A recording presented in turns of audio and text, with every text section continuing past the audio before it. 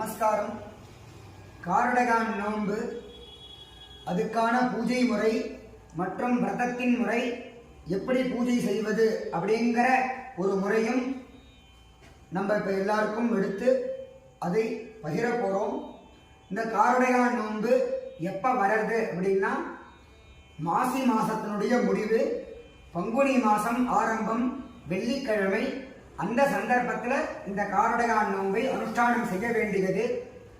இந்த வருஷம் 2025 மார்ச் மாதம் 14ஆம் தேதி காரடகான் நோன்பு, அதற்கான பூஜை. இது விரதம் அனுஷ்டானம் பண்ணி அப்புறமாக காமாட்சி அம்பாளுக்கு பூஜை பண்ண வேண்டியது. எப்படி விரதம் அனுஷ்டானம் பண்ணணும் அப்படின்னா, அன்றைய தினத்தில் காத்தால உபவாசம் இருக்கணும். முடியாதவா பழத்தை சாப்பிட்டுக்கலாம்.